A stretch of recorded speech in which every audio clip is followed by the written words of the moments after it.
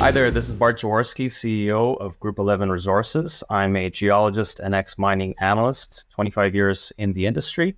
And Group 11 is a zinc explorer in Ireland, in the Republic of Ireland, and we've just made a large discovery 20 kilometers away from Glencore's giant Palace Grey deposit, which hosts 45 million tons of about 8.4%. Very good. Bart, thanks for joining us. First time we met or spoken. Can you give me a little bit more background on you and the team around you in the context of what you're trying to do here? Sure. So again, my background is technical and financial. So I think that's a nice blend to have. I know the sell side, I know the geology, I know the rocks, and I've spent 11 years here in Ireland now. Canadian originally. I was an analyst with Raymond James of Vancouver, covering all sorts of metals, uranium, platinum, you name it.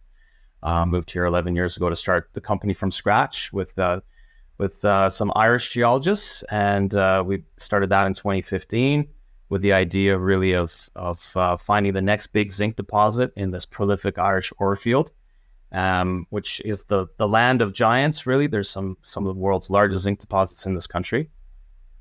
And fast forward, we find ourselves, fast forward 7 years, 100 drill holes, and about $20 million later, we find ourselves 20 holes into a brand new, exciting discovery. This is not a zombie. This is not something that's been hashed over before, and we're picking up. This is a brand new thing. We cracked the code here about a year ago, and we've now have some serious strike length, about over 700 meters of strike length, 20 drill holes, some very juicy looking grades and very good widths.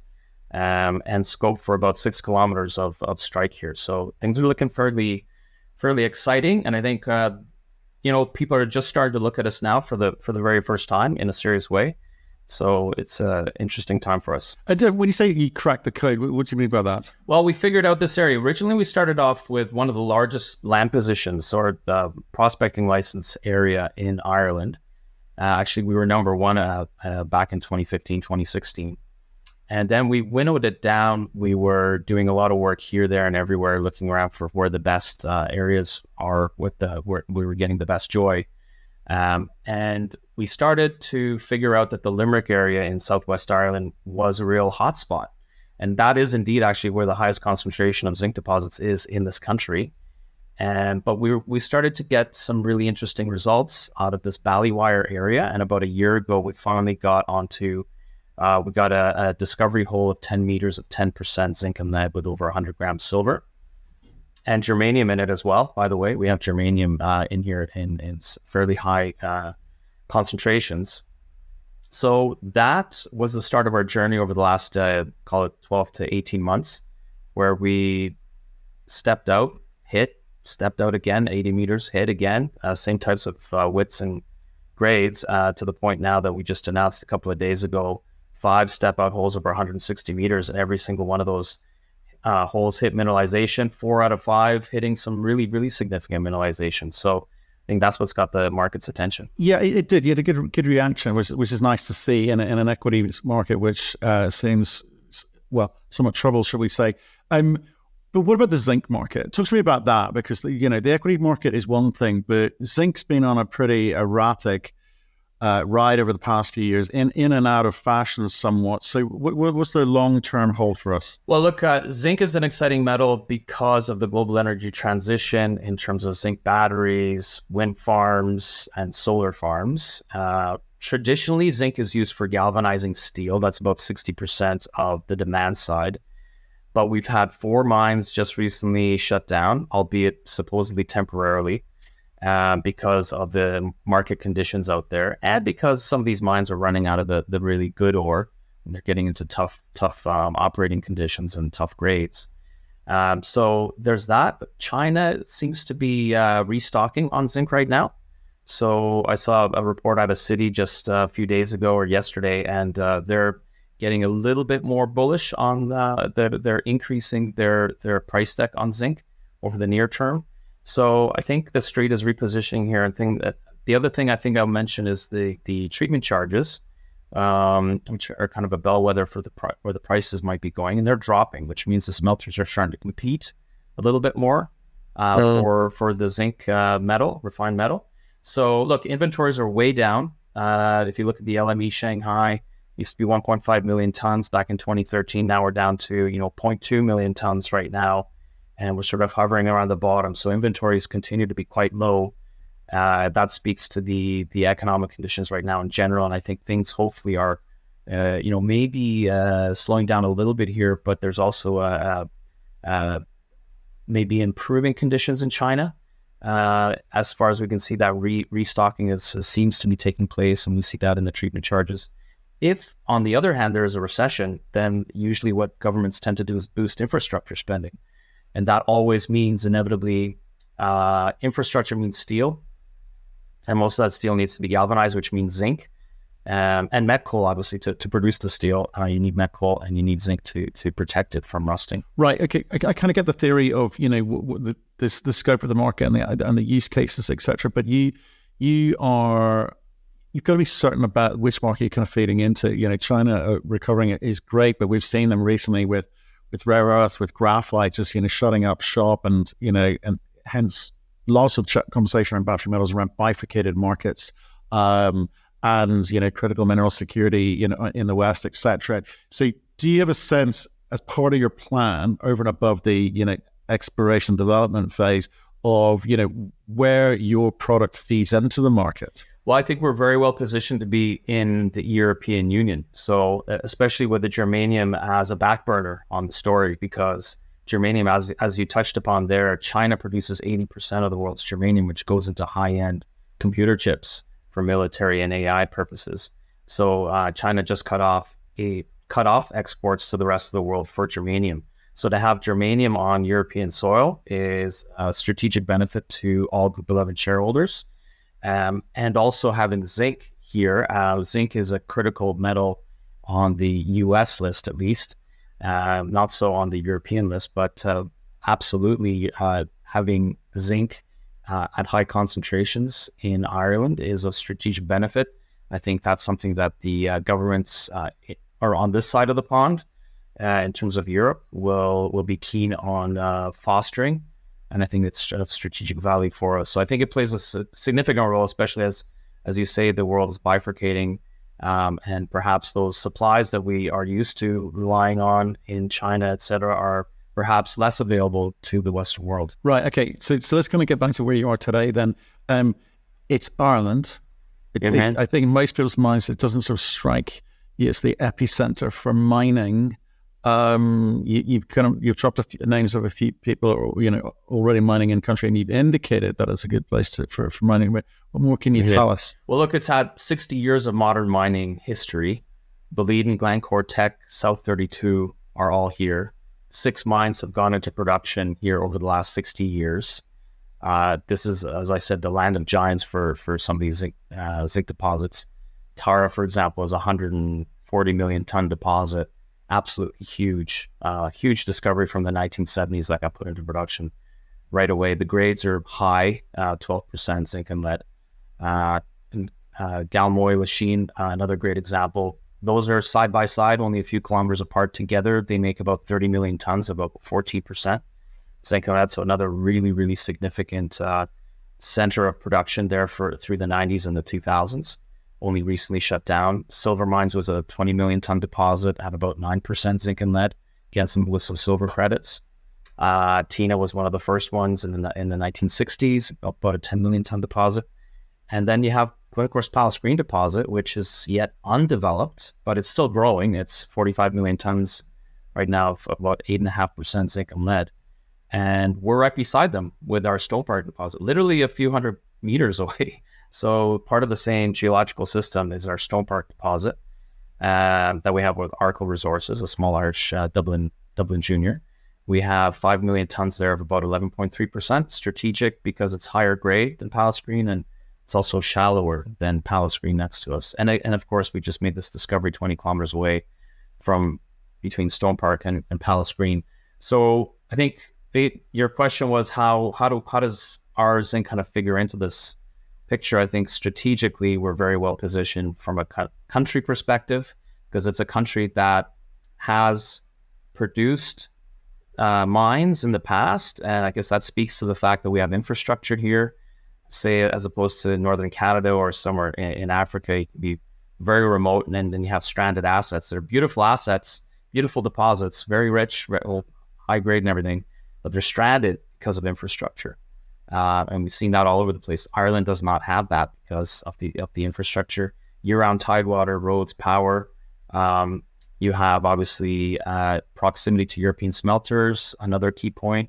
We have clean metallurgy, another key point. Some assets struggle with metallurgy; they're too fine sometimes, which causes sliming issues, or they tend to produce dirty cons with a lot of deleterious metals in them. So like VMS deposits sometimes in Spain or other parts of the world tend to have those problems. Ireland tends not to have those problems. They're coarse, clean deposits. So all those things going for you, which means lower risk for the incoming shareholder, but also means lower carbon footprint for any miner in Ireland going forward, which again is increasingly important to the BlackRocks and the majors of the world. Is provenance of your metal.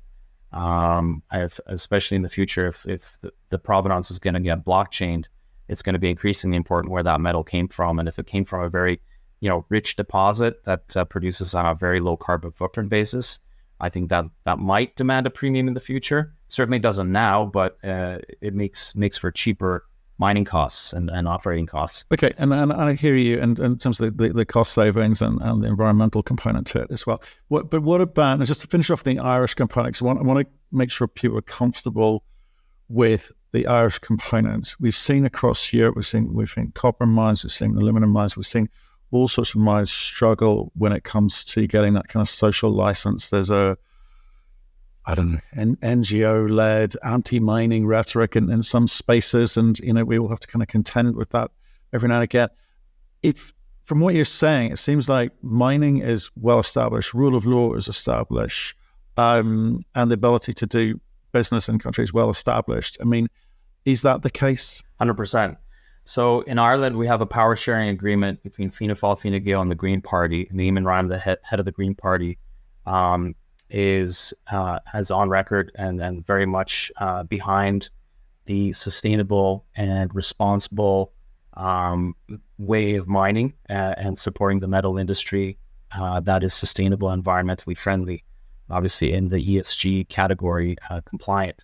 So as long as Ireland has sort of pushed oil and gas out of the way in terms of moratoriums, etc., but has embraced the mining industry. It supports the industry because I think it realizes in order not to have the oil and gas, we need the metals in order to create the future we want for sustainable energy in terms of solar, wind, and batteries. So that will require a lot more metal in the future. So it's going to be a very metal-rich future if we push away oil and gas. So the government, I think, in Ireland understands that. That's point number one. Point number two is in Ireland, in order to do any work or to get prospecting licenses, it's community first. So in order to even get our licenses in Ireland, the community has a chance to have a object, or it's advertised in the papers before we get any prospecting licenses. Any questions are answered, and if all those questions are then answered, it's only after that you get your prospecting license. Okay, so that's a really key point. And then before we do any work, obviously we ask for permission initially from any of the local landowners. So anything we do is always sort of pre-approved before we do it on the ground. So there's a constant sort of dialogue worked into the system here in Ireland. And I think that's a key differentiator as well. And so, as long as we take that very, very seriously, that's probably, that's our number one priority, is making sure everyone's happy on the ground and we clean up after ourselves and do things responsibly. And so that's point number two. I think maybe a point number three is if you look at the Fraser Institute, which ranks global mining jurisdictions every year, Ireland comes out on top, usually within the top 3 out of 90 jurisdictions, say, in terms of policy perception index. So, for a number of reasons, we have transparency of the system, we have low expropriation risk, we have good communications with community, et cetera, et cetera. The system itself makes sense. So from all those perspectives, we tend to rank very highly in terms of our sort of mining policy in the country. Right. Okay. Okay. Look, appreciate that. And so it's just, when you're getting into investment, you've got to understand the macro, you've got to understand the environment, and the company's ability to react to those. We better get into the project somewhat here. So Ballywire, tell us about it. So remind me again, how did you pick it up? Do you 100% own it? And what do we know? Yeah, so we have 100% of PG West project, and maybe at this stage, maybe I'll switch to some of the slides and show and maybe walk you through the slides. But yeah, 100% owned and right beside Glencore's Palace Green deposit. So if we look at Southern Ireland here, this is the Irish orefields and all the deposits. Ireland is number one in terms of zinc found per square kilometer in the world. And we're in the Limerick area of Ireland. Here's the yellow box, if you can see that. I'm just going to zoom in on that. You get this picture, and basically Glencore and South 32 are everything you see in blue and yellow respectively. We have 76% of the central package. That's the Stonepark project. And there we have the Stonepark deposit right beside Glencore's Palace Green deposit. You can see my cursor over here. And then we have 100% owned ground here, everything you see in red. And that's the PG West project. And that is where we have the Ballywire discovery.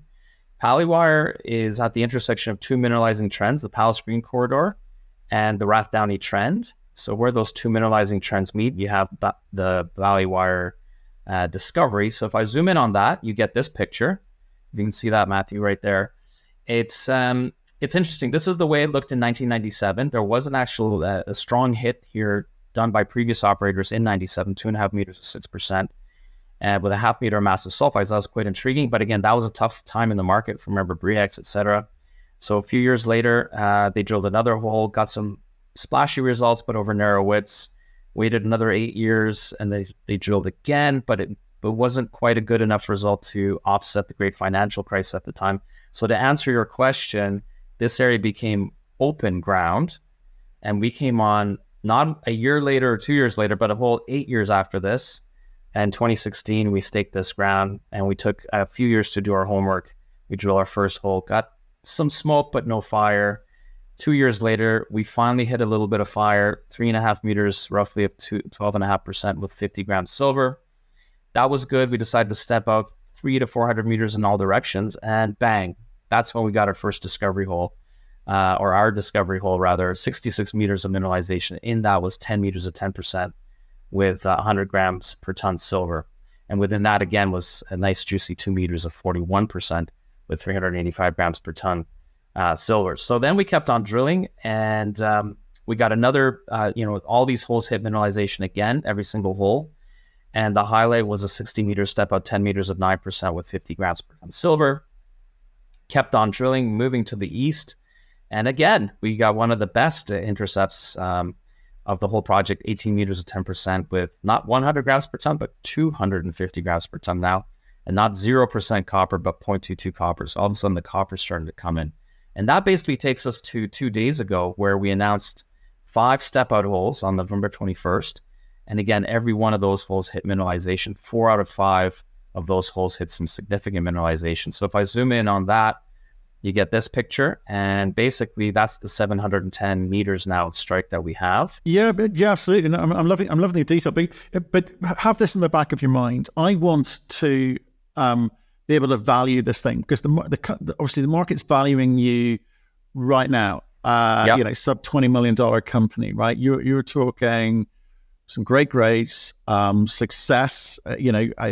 With every single drill hole, and you seem to be spending the money frugally. The market is not giving you credit for that. So if you do go through this, I'm happy to kind of get into the detail, but please point at what's important for me to understand as an investor in the context of the other players out there, and I think that would be helpful. Well, I guess what differentiates us versus a lot of other players, and you tell me if I'm wrong on this, but investors these days get inundated with some really good numbers, really good drill results every single day. The key differentiator for us is that, again, like I said at the very beginning, this is a brand new project, not a zombie project. And there's a lot of good projects that take years to develop. SK Creek took 50 years to discover. So, I'm not saying anything like that, but this is not a zombie, and it is a brand new thing, which means that blue sky is wide open. I guess that's the key differentiator here that no one's been here before, no one's drilled it. There's kilometers open on either side of us, and maybe that's where I'll lead you So to. Potential scale is huge and scale, grade. huge scale, Right. and I'll rip through these very quickly, and I'll show you that scale Sure. to the point. That's the key point here. It's new, and it's got lots of scale here, and not just arm waving here, but actual geophysical anomalies that seem to be bearing fruit. So, for example, here we had 9 meters of 7.5% with 43 grams per ton. The 7.5% pertains to zinc and lead combined. Okay, so that's a really, really nice thickness and a really decent grade. We moved over again. This was 80 meters step out to the east from previous drilling. And here we got a 15 meters of mineralization. Included in that was 6 meters of 5% with 23 grams. And the sweet spot in that was 3 meters of 8% with 38 grams. Okay, so just warming up here. This isn't the best of the results. We're just kind of leading up to it. We step out 50 meters north. We got 85 meters of mineralization, and within that 5 meters of 12% roughly, and 84 grams, and a nice juicy 2.5 roughly meters of 16% zinc lead plus 128 grams silver. And then lastly, which was the highlight of the press release a couple of days ago, this 58 meter zone of mineralization within that 33 meters of 4.4%, which, by the way, is a grade that some miners out there do mine at wide widths, Tennessee or other places like that. So we're kind of in that threshold, and 37 grams per ton. And within that was a real sweet spot of 11 meters of 9% with 83 grams.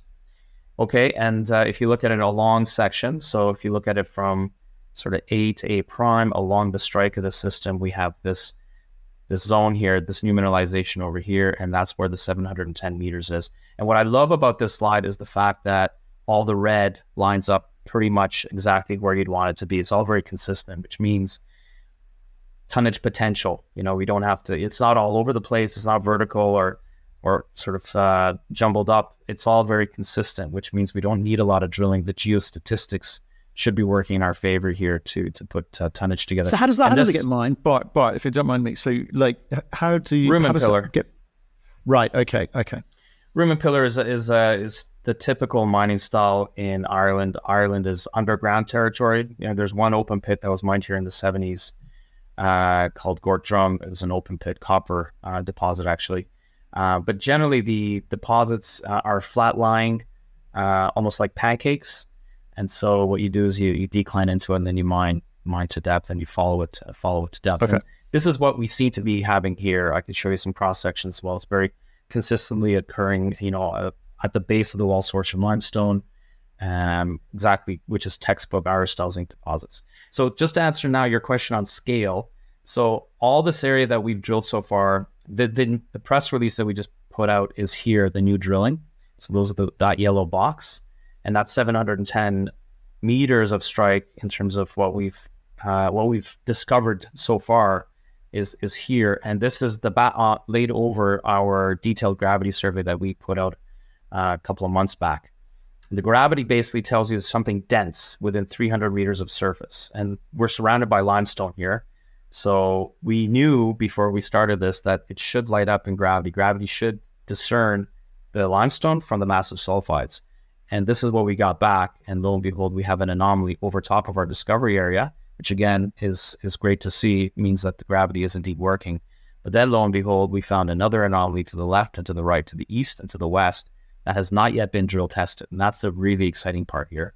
And that is over 2.9 kilometers of strike. So first off, it's a long strike, which seems to again suggest this could be mineralization, massive sulfide. And it's over the type of distances we'd want to see to, similar to Lachine or Galmoy in terms of strike length. Also, there's this hole from 1997. So if we look at the drilling that we've done, plus this outlier hole here from 1997, there's 1.7 kilometers of strike length in terms of where we've seen drill intercepts with robust mineralization. So that's very, very significant. Obviously, that 2.9 kilometers is if you include those gravity anomalies. And then zooming out even further, this was the size of the survey, that white box. And if we zoom out even further and look at the regional gravity data, we have that box that we just did detailed on, but really this is the bigger box where we have not only anomalies B and C, but we also have anomalies A and D. all along the Walls Fortune limestone there. So it really gives us a broad 6 by 2 kilometer search area. And that is the scale. That's hopefully answers your question on what makes us different here. If we take the Lachine deposit, which is again a very profitable Irish zinc mine in the past, and scale that to the exact same scale as the underlying map, you have this picture, and you can see very easily you can fit at least 2 Lachines into that 6 by 2 kilometer search area. So I'm personally very excited because obviously if those gravity anomalies are telling us what we think they're telling us, then we've got a very, very exciting story indeed. So, okay, from a project basis, in terms of operational basis, I understand where you're at the moment, and maybe we can get into in more detail another time. Let me talk to me about the kind of the corporate structure as well, and the shareholder register, because obviously Glencore in there, and I guess people are going, well, Glencore wouldn't be in there if this wasn't good. Or would they? I mean, why are they a major shareholder of yours? Yeah, so Glencore owns 21%. Michael Gentile owns 16.5%. So that's really important to know, and I'm just getting to it here on the slides. So this is the capital structure. So you see Glencore with 21%, the pie chart here on the right. Michael Gentile with 16.5%. Teck has a legacy stake of about 1.9%. Myself and David are the insiders predominantly. We used to have 100% of this company as we started it from scratch. Haven't sold a single share since inception. As you let other people in the door, obviously you get diluted down. It's the nature of the game. So that's the capital structure. There's a lot of strong supporters in the others category, people that I used to work with that have been, so very thankfully, I'm very lucky to have those people involved here in Group 11. I'm very appreciative of their support and continued support. So a lot of people like that in the others category. And then obviously on the share side, 175 million shares outstanding, and we have about $1.8 million in the door. So let me know if you want to drill down into any of that. I tell you what interests me with things like this is how do companies in a market like this, so I'm being blinded by the sun here as the interview carries on. I'm not complaining. It's sunny in England for a while. Yeah. But it is it's like a challenge. I've got to put up with. Yeah. What I am interested in is the way that juniors in a market where equities are off, massive disconnect. 3 years has been brutal out there, and who knows what's coming next year. Is how do you not just manage the narrative into market about what you're trying to do on the ground, but how do you change people's perceptions of zinc? How do you change? How do you persuade people that you're still going to be around to actually do something about this one? Because cash is tied out there, or if it's not tied, it's super expensive. So, how are you managing all of that, the money and the message? Well, it's a tough game. You have to produce meaningful drill results every 6 weeks, and I think we've got that requirement on us. I don't want to say gun to our head, but that's essentially when you're sign up to be a junior. It really is imperative that you're really on your toes and you're really attentive, and it's a full-time job, 24/7. So that's, and maybe this is why juniors are more successful. They tend to be more successful than majors in terms of discovery, because you really have to produce results, and you just have to test your best ideas. And over the last 8 years, that's exactly what we're doing in terms of obviously starting off with a large land package, winnowing that down, testing our best ideas. If that didn't idea pan out, move on to the next idea until we finally hit something that is of significance, and that's what Ballywire is. But look, it's up and down markets out there. Interest rates haven't helped. How are we managing? Is we've been able to had a little bit of luck here in terms of the discovery. We're in a very prospective jurisdiction with a track record of discovery and putting things into production. So we've been able to attract, obviously, Glencore and Mike Gentile, which we're very thankful of. I think we couldn't have done it if we weren't in Ireland and in such a prospective area. And so with that, we've been able to survive and thrive. And so obviously, I don't have a crystal ball, but hopefully we have a new playbook here in 2024. People reset, investors take another look at the markets. As you said, there's a huge disconnect right now between the metal prices, the outlook for the metal prices with the global energy transition and where the equity prices are. And I've been on the road quite a bit over the last month with the London Mining Symposium, the Red Cloud Conference in Toronto. I was at the Torrey Hills conference in San Diego. I'm going to the Swiss Mining Conference there in Zurich in a few days. And there's a lot of people that are sharpening their pencils on this space right now. I can tell you that people that have been around and investing since the 70s that are coming up to me and say, now this is the time. This is the time you make the money because, you know, if everyone's throwing in the towel, this is the time you want to come in. Obviously, timing is everything, and it's easier said than done.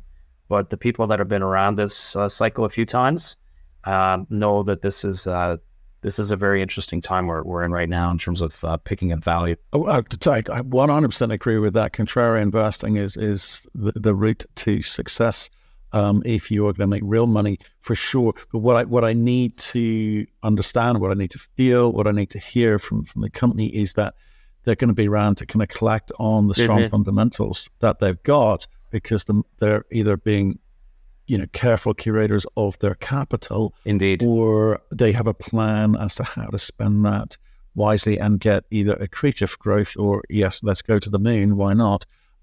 So for you guys, what's the message, Cheryl? Is it steady as she goes for now with one eye on the market? Well, yeah, we're very frugal with our spending. So back in 2019, the markets where everybody was doing Bitcoin and crypto and cannabis, and so it's very, very tough on juniors. There wasn't a lot of brokers out there that were doing any mining deals for years. So at least now, you know, there is the global energy transition thesis out there, and that helps.